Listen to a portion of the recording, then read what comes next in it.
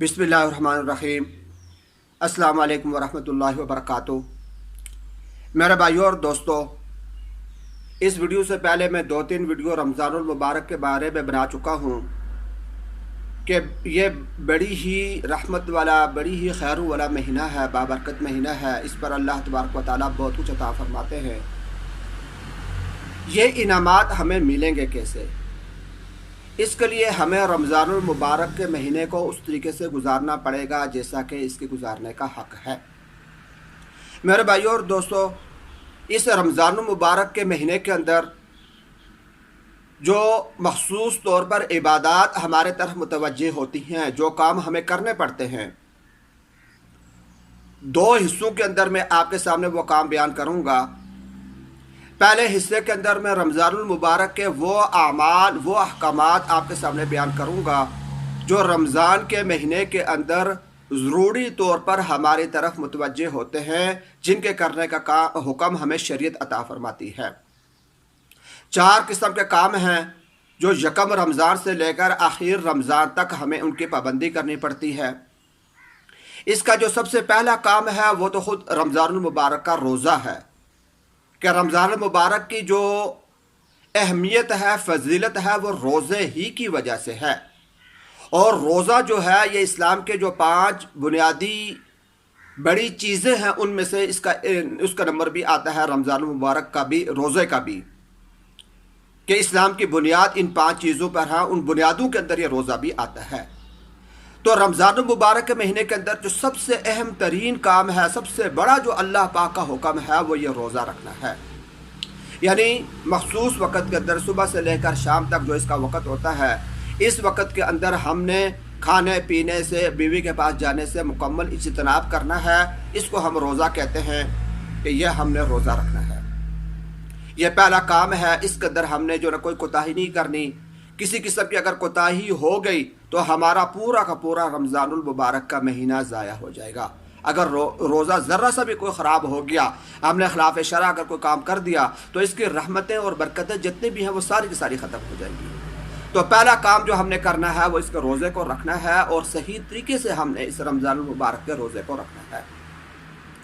दूसरी जो इबादत इस रमज़ान की वजह से हमारी तरफ मुतवज्जे होती है, हमें हुक्म दिया गया है,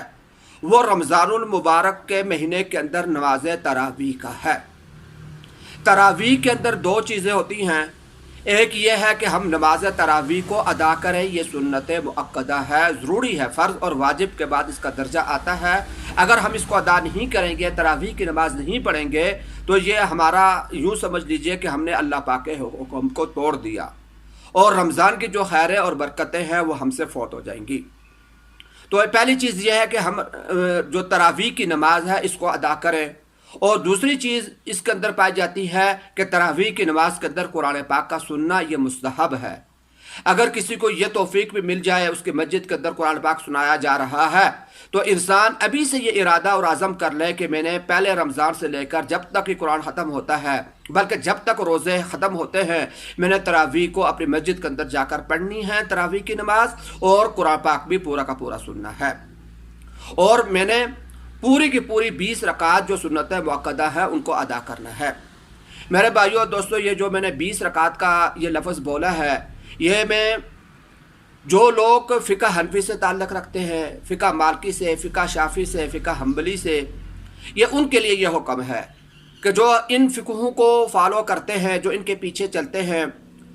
तो चूँकि हमारे जो इमाम हज़रात हैं, आइम्मा हैं, आइम्मा अरबआ, इन्होंने मुत्तफ़िक़ा तौर पर यह फ़ैसला फरमाया है और हमें हुक्म दिया है कि हम 20 रकात तरावीह को अदा करें।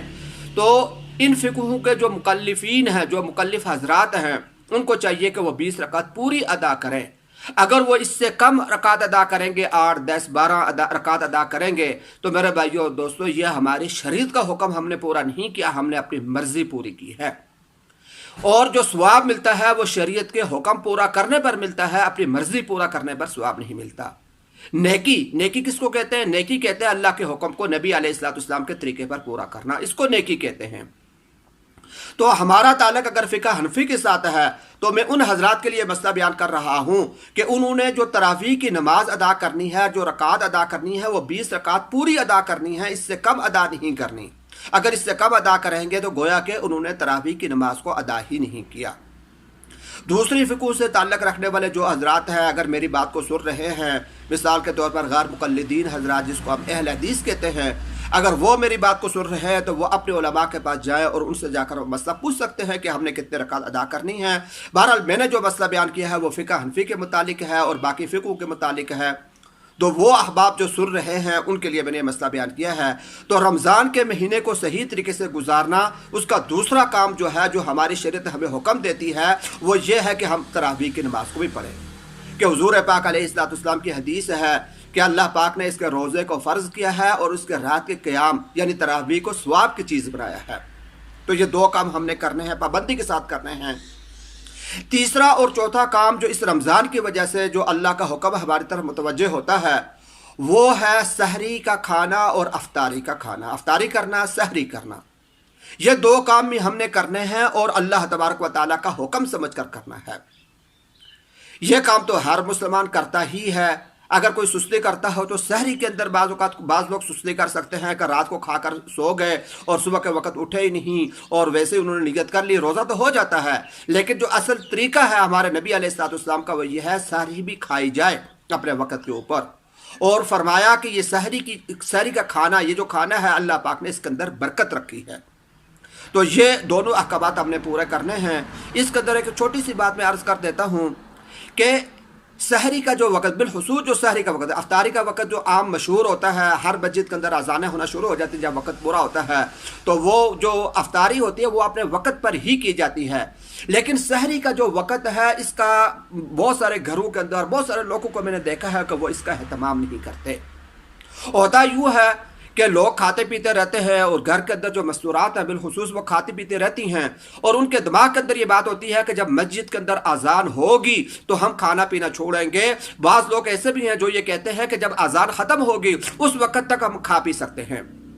تو اس کے اندر آپ یہ مسئلہ اچھی طریقے سے سمجھ لیجئے کہ اگر ان کی مسجد کے اندر، عموماً جو مساجد کے اندر اذان ہوتی ہے وہ نماز فجر کے لیے اذان ہوتی ہے، یعنی اس اذان سے پہلے سحری کا وقت ختم ہو چکا ہوتا ہے اور وہ فجر کی اذان دیتے ہیں۔ اگر ان کی مسجد کے اندر اس قسم کا مسئلہ ہوا اور جب سحری کا وقت ختم ہو جائے اور اس کے بعد 1 سیکنڈ کے بعد بھی اگر کسی کے حلق سے کوئی چیز اتر گئی تو ان کا روزہ مکمل نہیں ہوگا، اس نے اپنے روزے کو ضائع کر دیا۔ اور اگر اسے جان بوجھ کر ایسا نہیں کیا تو پھر بھی اس کو قضا کرنی پڑے گی، اور جان بوجھ کر اگر اسے ایسا کیا تو اس کو کفارہ بھی غالباً اس پر واجب ہو جاتا ہے، وہ روزہ توڑنے کی وجہ سے کفارہ ہوتا ہے۔ تو اگر اسے جان بوجھ کر بھی ایسا کیا تو پھر بھی میرے خیال کے اندر یہ علماء یا مفتی حضرات سے یہ مسئلہ پوچھا جا سکتا ہے، لیکن اس پر جو قضا ضرور واجب ہو جائے گی، اس کا روزہ نہیں ہوگا۔ تو رمضان کے دنوں کے اندر روزے کو چھوڑ دینا یہ بہت بڑا کبیرہ گناہ ہم اس کو کہہ سکتے ہیں، بہت بڑی یہ خطا ہے، تو اس سے ہمیں بچنا چاہیے۔ تو جو لوگ جس علاقے کے اندر رہتے ہیں وہ اپنے مساجد کے اندر اس بات کا معلومات کر لیں کہ جو اذان دی جاتی ہے وہ کیا روزہ بند کرنے کی اذان دی جاتی ہے یا فجر کی اذان دی جاتی ہے۔ اگر تو روزہ بند کرنے کی اذان دی جاتی ہو، یعنی جو سحری کا انتہائی وقت ہے اس سے 2-3 منٹ پہلے اگر وہ اذان دیتے ہیں تو جیسے ہی اذان شروع ہو ہم کھانا پینا بند کر دیں، اور اگر فجر کی وہ اذان مساجد کے اندر ہوتی ہے تو ہم اپنا وقت کا دیکھ لیں کہ یکم رمضان کو کون سا وقت ہے جو سحری کا آخری وقت ہوگا، تو اس سے 1-2 منٹ پہلے آدمی کھانا پینا بند کر دے، اور اسی طریقے سے وقت چونکہ 1-2 منٹ کا روزانہ فرق پڑتا رہتا ہے تو ہم اس کا اہتمام رکھیں، ہم اس بات کو جو نا معلومات کرنے کی کوشش کریں کہ آج کے دن سحری ختم ہونے کا کون سا وقت ہے، اس وقت سے 1-8 منٹ پہلے ہم کھانا پینا بند کر دیں تاکہ ہمارا روزہ کامل ہو جائے۔ تو رمضان المبارک کے مہینے کے اندر پہلے رمضان سے لے کر آخر رمضان تک ہم نے ان 4 کاموں کی پابندی کرنی ہے۔ ہم نے روزہ رکھنا ہے صحیح طریقے سے، اس کے بعد ہم نے تراویح کی نماز کو ادا کرنا ہے، اس کے اندر سستی نہیں کرنی، اس کے بعد ہم نے سحری کا اہتمام کرنا ہے اور افطاری کا اہتمام کرنا ہے کہ ان کو اپنے وقت کے اوپر ان دونوں چیزوں کو ادا کرنا ہے۔ اگر ہم یہ کام کرتے رہیں گے تو انشاءاللہ العزیز ان کی وجہ سے ہمارا رمضان کا مہینہ صحیح گزرے گا، جب ہم جیسے کہہ سکتے ہیں کہ ہم نے صحیح طریقے سے رمضان کے مہینے کو گزار دیا۔ اب اس کے اندر مزید زیادتی کیسے پیدا ہوگی، مزید ہمارا رمضان المبارک کا مہینہ ہمارے لیے خیر اور برکتیں کس طریقے سے لائے گا، اس کے لیے میں آنے والی ویڈیو کے اندر 4 مزید کام آپ کے سامنے بیان کروں گا، اعمال بیان کروں گا۔ اگر ہم نے اس پر بھی عمل کیا ان کو بھی رمضان کے مہینے کے اندر اگر ہم ان کاموں کو کرتے رہے تو انشاءاللہ العزیز یہ رمضان المبارک کا مہینہ ہمارے لیے مزید خیروں اور برکتوں کا باعث بن جائے گا۔ اللہ تبارک و تعالی ہم سب کو یہ رمضان کا مہینہ صحیح طریقے سے ادا کرنے کی توفیق عطا